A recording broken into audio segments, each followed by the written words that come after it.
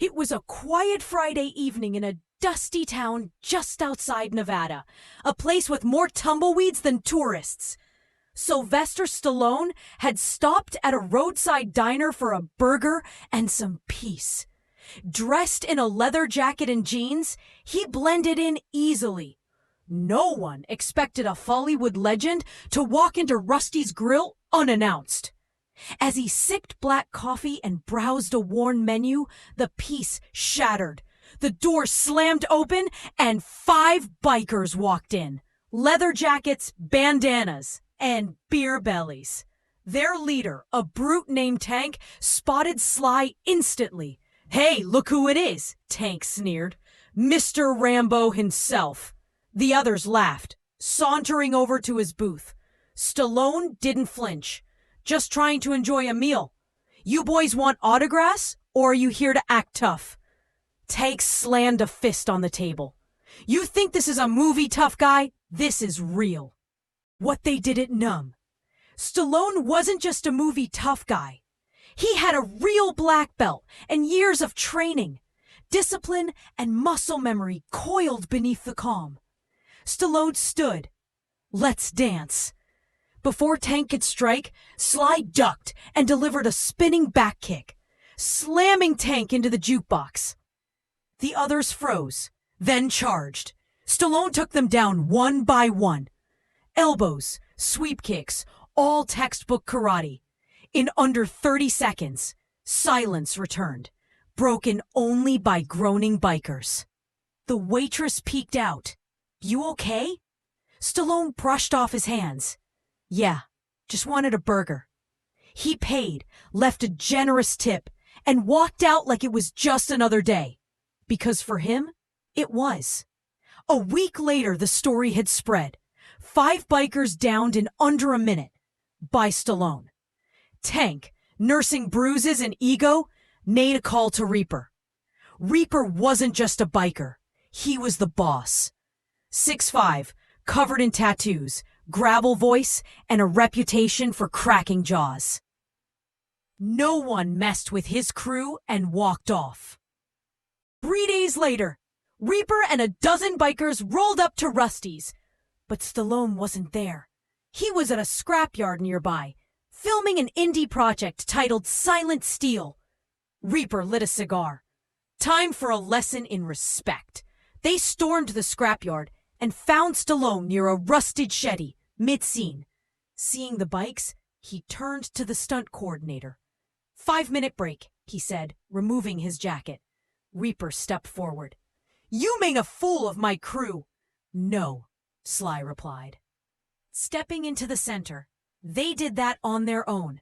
Reaper charged. Fists flew. Metal clanged. Tools scattered. It wasn't a clean fight. It was gritty, street-style combat. Stallone moved like a ghost, blending real technique with movie-seasoned instincts. Car parts, chains, even a muffler became weapons. One by one, the bikers dropped. Then came Reaper, swinging a chain. Stallone ducked, landed a knee, then a roundhouse kick that sent the chain flying. Reaper hit the ground, coughing. "Still want that lesson?" Sly asked. Reaper groaned. "Yeah, teach me." 3 days later, Stallone was back on set when a black pickup rolled in. Out stepped Reaper, bruised, limping, but humbled. Sly raised an eyebrow. "Didn't expect to see you walking."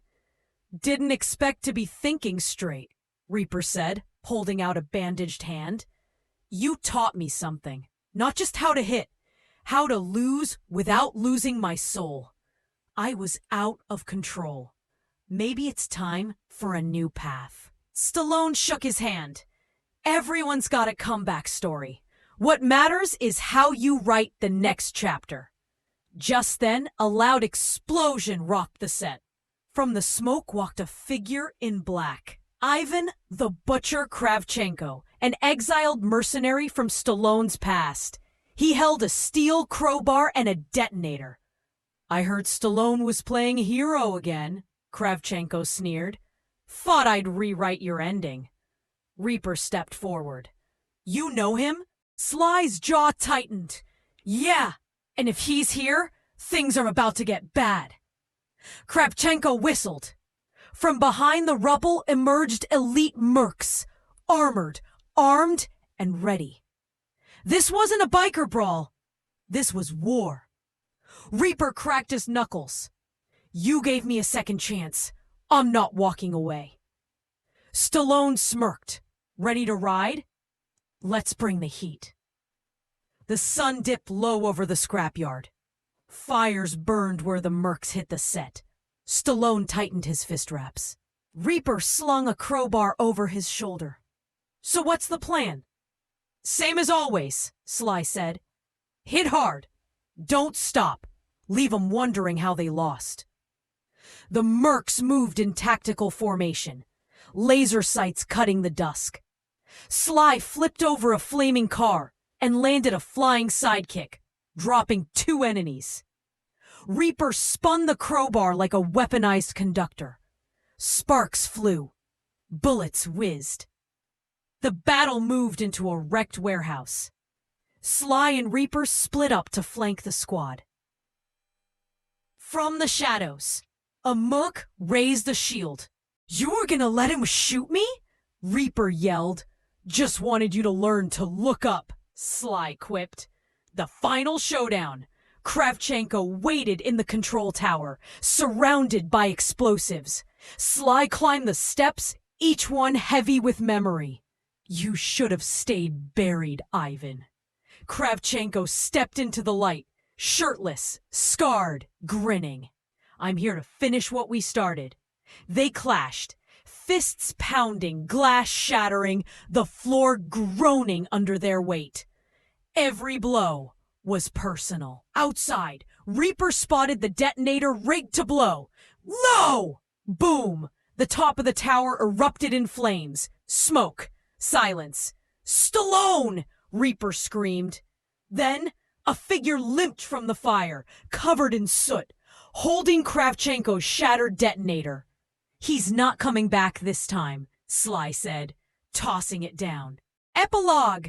A week later, Rusty's Grill had a new name.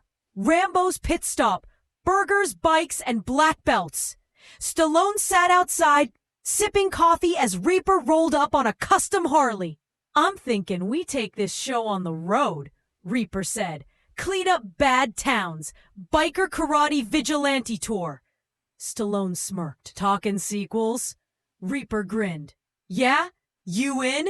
Sly stood, cracking his knuckles. Always. Cue the guitars. Roll credits.